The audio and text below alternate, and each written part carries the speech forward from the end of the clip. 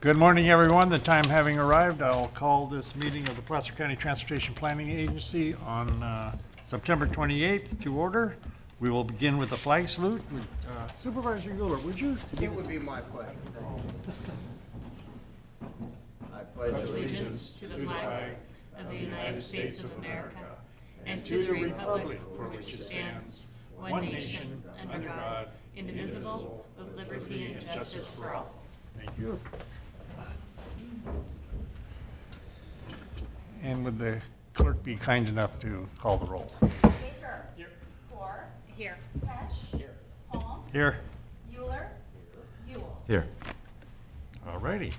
Thank you. We have a quorum. I'll ask for the approval of the minutes of August 24th, 2016 meeting. Second. All right, it's been moved and seconded to approve the minutes of August 24th. All those in favor, please say aye. Aye. Any opposed, any abstentions? Hearing none, we'll move to agenda review. Is there anything on the agenda that needs to be changed or? Yes, yeah. No, thank you. Okay. Not hearing any, we'll move on to public comment. Is there any in the public that wishes to address the agency directors on any item that's not on the agenda? Seeing none, we'll move on to our consent calendar. Second. Anyone wish to pull anything off the consent calendar from the public or on the board? Seeing none, there's a motion and a second to approve the consent calendar. All those in favor, please say aye. Aye. Any opposed, any abstentions? Hearing none, we're going to now adjourn as the Placer County Transportation Planning Agency and convene as the Placer County Airport Land Use Commission and hold a public hearing about Village 7 General Plan Specific Plan Amendment Rezone Consistency Determination. And Mr. Melko. Thank you. Good morning, members of the Airport Land Use Commission. We're asking you to conduct a public hearing on Village 7 and regarding its consistency with the Placer County Airport Land Use Compatibility Plan. Village 7 has a general plan amendment and specific plan amendment rezone that's before us today. And we're recommending that you find the general plan amendment, specific plan rezone consistent with the Airport Land Use Compatibility Plan. I'm sure you're all aware about the functions and duties of the Airport Land Use Commission and that we have a plan and there's a consistency requirement under state law. So the city submitted the proposed general plan amendment and specific plan rezone to us for that particular review. And we do the consistency in terms of the Lincoln Regional Airport Land Use Compatibility Plan. If you recall, when we adopted the Airport Land Use Compatibility Plan, we have 3 airports, so each has their own specific airport compatibility plan, and so we judge consistency on issues in Lincoln with the Lincoln compatibility plan. Village 7 comprises about 700 acres of urban uses, variety of uses of residential, commercial, and various institutional public facility type uses. The amendments proposed surround the future intersection of Ferrari Road and Central Boulevard. Attachment 1 shows the Airport Land Use Compatibility Plan map for Lincoln Regional Airport, and it highlights in red there where Village 7 is located with respect to the compatibility zones. And approximately 45% of Village 7 falls within what's classified as Zone D. The land south of the area colored, the Zone D, is outside the airport influence area. The land uses affected are basically residential uses and park and recreation. And the developer, Lewis Homes, is basically rearranging land uses, kind of like, to borrow a phrase from the developer, rearranging furniture. And so in this particular instance, the land use is most significantly impacted if you look to attachments 2, which shows the 2010 specific plan, and then look to attachment 3, which is the proposed specific plan. There's about 8.5 acres of high-density residential and medium-density residential that are moving north and south of Ferrari Ranch Road. There's also some consolidation and shifting around of park uses. The bottom line on this particular this proposed general plan amendment is the Village 7 was included as part of Lincoln's general plan. This board did a consistency review of the Lincoln General Plan and found the Lincoln General Plan to be consistent with the airport compatibility plan back in 2014.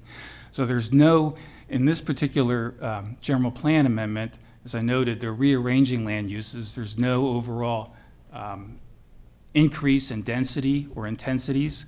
Numbers move around, but they all stay within the cap of the specific plan. So in that regard, that's why we're recommending a finding of consistency. I will point out that we did notice this item here. It's required under state law, so we noticed it in the Lincoln Messenger. Lincoln has an e-bulletin, and so we noticed it on that, and we also posted it on our page. Since it is a project, we have followed what are called project noticing requirements, 300 feet. Any property owners within that 300 feet of the specific plan area, we have noticed them. We have received no comments to this point. There should be a representative today from the City of Lincoln. I know Phil Rodriguez from Lewis Communities is here today. And with that, we recommend that you find the general plan amendment, specific plan rezone consistent with the airport land use compatibility plan. And I'd be glad to take any questions. Are there any questions for Mr. Melko before I open up the public hearing? Seeing none, I'll open up the public hearing, and anyone wish to address the agency board of directors on this item? Seeing none, we'll close the public hearing and bring it back for action. Consistency finding. It's been moved and seconded somewhat unenthusiastically. Just need a lozenge. Oh. All those in favor, please signify by saying aye. Aye. Any opposed? Any abstentions? The motion is passed. Thank you, Mr. Melko, for your very detailed presentation. Now, let's see what we got to do. We're going to adjourn as the Placer County Airport Land Use Commission and convene as the Western Placer Consolidated Transportation Services Agency. And we have item H, which is a consent calendar. Is there any items on the consent calendar that anyone wishes to pull for discussion? Seeing none, anyone in the audience? Seeing none, I'll ask for a motion to approve the consent. Second. It's moved and seconded to approve the Consolidated Transportation Services Agency consent calendar. All those in favor, please say aye. Aye. Aye. Any opposed, any abstentions? Hearing none. We will now adjourn as the Western Placer Consolidated Transportation Services Agency and convene as the Placer County Transportation Planning Agency and move to item I, which is the fiscal year 2016-17 overall work program and budget amendment number 1. Good morning, Vice Chair Holmes, members of the agency board. I am here to present the OWP and budget amendment for 16-17, the first one. And of course, these are done from time to time to reflect the actual plans and situation for the agency and to update those as need be. And as I always let the board know, the first thing is the budget balances. And in fact, the budgetary information is pretty good. But let me start out by saying the most notable change in the work program is the elimination of the congestion management program, which we've done for many years as a requirement of the state implementation plan for air quality attainment. And by complying with that, it allows us to be in air quality attainment and to do other transportation projects that need to be done. And so that is no longer a requirement in the state implementation plan, and so the proposal is to disband that program to retain a couple of items that have been fairly popular and fairly successful as part of that, and integrating them into other work elements. Specifically, the May is Bike Month promotion is something that's done region-wide that has been very successful and very popular, and we are recommending that that be included in our bikeway planning work element and having a part-time intern assist us with that. We also would disband the Guaranteed Ride Home program, but the city of Roseville has volunteered to take that over, and because of the transition time, we are recommending that we continue that until December 31st, at which time the city can take it over. And then we would also continue to update and publish the coordinated transit schedule guide amongst all the transit services around the county. That has been very popular, and we would put that as part of our communications and outreach effort. This also means a reduction in staffing. Instead of 7 full-time staff, we would go to 6.38, and that includes the intern that I had mentioned, but also Scott Aaron, who had been running our congestion management program, has also served as our information technology administrator, and he has agreed to stay on in that capacity in a quarter-time capacity, and so that is part of the recommendation. There's also the addition of the Dry Creek West Planning and Feasibility Study, which the city of Roseville, it's essentially a pass-through for the city of Roseville because it's a grant that they were not eligible to apply for. PCTPA would be an eligible recipient, so they prepared the grant proposal. They're providing the matching funds, and so that's a pass-through, but it does have to be shown in our work program. We also recommend including a safety analysis to determine the impacts of traffic congestion on I-80 as a way to help us prioritize our I-80 projects, excuse me, at a cost of $7,000, as well as preparing the final project report for the I-80 auxiliary lanes, which is about $3,500. And of course, our budget, our revenues are actually up slightly. I mentioned the grant revenues from the Dry Creek program, as excuse me, as well as our local transportation revenue funds are up. So, and because we're taking this to the board early, we don't have a carryover figure for this year quite yet. We're not expecting it to be a large number, but by having the reduced expenses, the increased revenue, we do have more money to put into our contingency fund, and so we're up to the 15% that is recommended.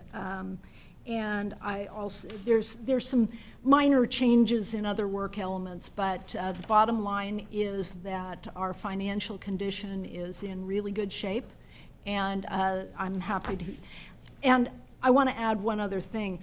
Because we are disbanding the congestion management program, that means we will not require the congestion mitigation and air quality funds that had been funding that. That will go back to the jurisdictions by our formula. So that will be a savings to the agency that will go to the jurisdictions of about $400,000 over 3 years. So with that, happy to answer any questions. All right, are there any questions from the board? Seeing none, anyone in the audience wish to address the agency board on this matter?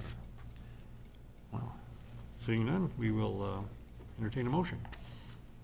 Move approval of amendment number 1, the overall work program. Second. Okay, it's moved and seconded to approve the fiscal year 2016-17 overall work program and budget amendment number 1. All in favor, please say aye. Aye. Any opposed, any abstention? Hearing none, we will now move to item J, the unmet transit needs 2016 process and schedule. Mr. Good. Thank you. Good morning, Board of Directors. So this is an informational item before you to announce that we are kicking off the annual unmet transit needs process for 2016. The unmet transit needs process is a key responsibility of PCTPA in administering the Transportation Development Act of 1971, which provided two different funding sources for transportation as well as public transportation. The Transportation Development Act requires us to conduct a publicly outreach-driven process to seek comments and input from transit riders and the public on whether or not they can utilize public transit to get to their destinations of their likes and needs within the county. This outreach process, we use many different avenues to reach out to the community members. We are posting 9 different newspaper ads throughout Placer County. Actually, I should say 10. One will be posted in the Sierra Sun up in the Truckee area. So those will be posted before each of the 4 workshops that we are hosting, as well as the one public hearing that we are hosting next month, October, during our regular PCTPA board meeting. In addition to those items, flyers are distributed to the jurisdictions, which they in turn have the ability to post them on buses or post them in public locations within the city to notify residents of these upcoming meetings. We also utilize our stakeholders, social service agencies within the region to get the word out to other individuals, and that has proven very successful in the past, working with Placer Collaborative Network and others to kind of really share the word to individuals who may be transit dependent. Social media and working with each of the jurisdictions' public information officers also to get the word out on these upcoming meetings are a critical part to this. There's an online survey for those who are unable to attend any of these public workshops. They can go and fill out information on changes they would like to see to public transit within Placer County on the PCTPA.net website. So with that, I'd like to refer you to attachments 1 and 2 that highlight the locations and time and date of each of the workshops, and attachment 2 is a flyer that you may see distributed around cities or on the buses within the region. I mentioned earlier that our public hearing will be at next month's regularly scheduled PCTPA board meeting, and that will really, at that point in time, I'll be able to share some highlights from the comments that we received thus far through the outreach process. We will conclude the outreach process October 28th, and following that, we'll begin to evaluate each of the comments that we've received against the definitions, the adopted definitions of what is an unmet transit need and the reasonable to meet criteria.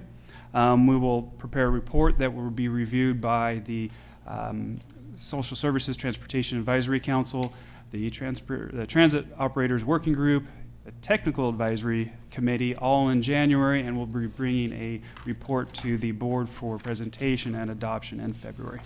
So with that, I would be glad to answer any questions that you may have. Yeah, it looks like you have your work cut out for you. Any board questions from board members? Seeing none, does anyone in the audience have any? Seeing none, this is an information item. Thank you for your report, and we look forward to our future meetings.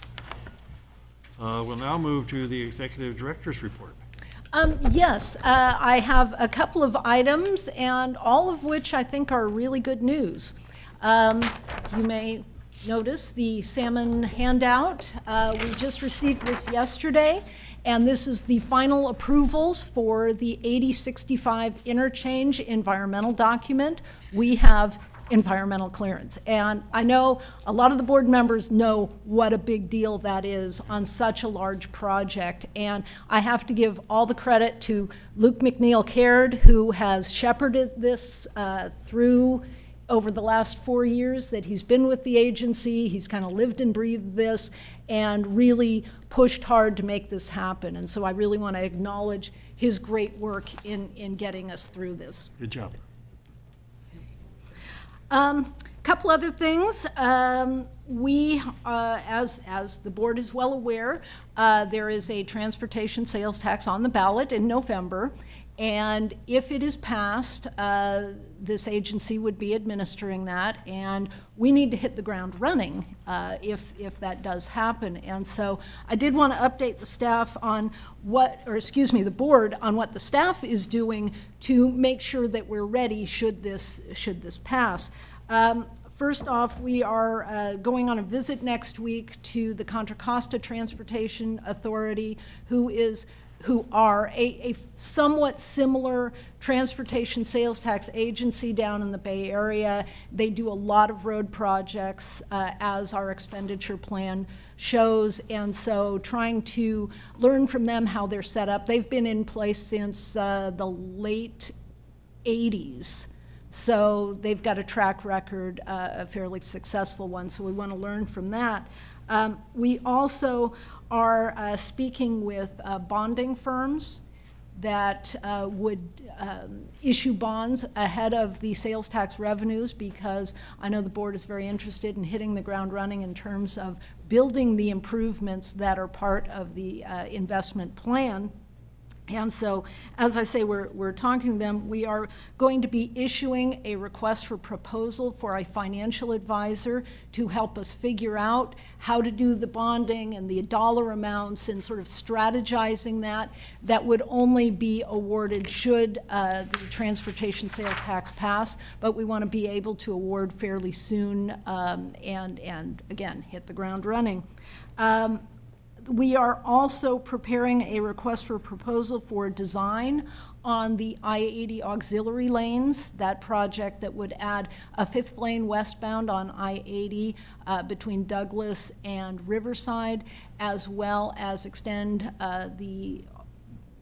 put an auxiliary lane going eastbound between Highway 65 and Rockland Road.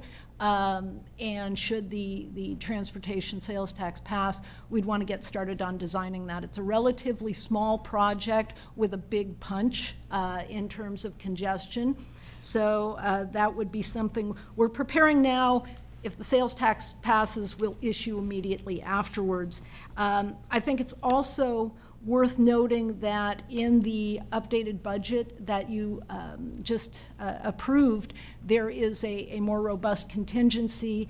I think we might need to go into that should the sales tax pass, because we would not start seeing actual revenues from the sales tax until probably July of 2017, because when a transportation sales tax passes in November, it doesn't go into effect until April 1st. That's when they start collecting it. So usually they are provided to you quarterly. So it'll be a little while before we see that. We're going to need to do a lot of things to make sure that we have our situation put in place. And so we might need to front some money to do that. So that's more of a heads up. Obviously, all of those decisions would be coming to the board as we know what the actual situation is. So that's what's going on in terms of our preparations should the sales tax pass. And then finally, I wanted to remind the board that we usually combine our November and December meetings, because otherwise we're talking about the day before Thanksgiving and right around Christmas. And so we are suggesting that meeting take place on December the 7th. So hopefully we can get that on everyone's calendars. So with that, that concludes my report. Thank you. Any questions for our Executive Director? Okay, we'll move to board directions to staff. Looks like you don't need any more direction, I'll tell you that right now. I just wanted to report, and I've mentioned this in a couple of different meetings, about the success we had for the third track project to Roseville. As you know, I'm appointed to the PCTPA. We had our meeting last week, and we got a unanimous support for the $78 million for the third track project to Roseville. At our previous meeting, we had very difficulty getting a quorum, and the issue came before us for approval, and we couldn't get a majority vote, which was a couple of Bay Area directors had issues with it. Anyhow, I have to shout out to the managing director, David Kotrowski, because he did a lot of work behind the scenes to make sure everybody understood exactly why this was needed and why it needed to be put in place. And Supervisor Cerna actually made the trip down to Suisun City, and so we had a full board, and we got a majority vote for the $78 million to move forward with the third track to Roseville. And again, as I mentioned at the Rockland City Council last night, sorry it's not going to Rockland or to Loomis, but another 10, 15, 20 years, we might get there. And that concludes my comments. Any other comments? There's some informational items for your perusal on item number M, and I will call for adjournment. Thank you all for being here. We're adjourned.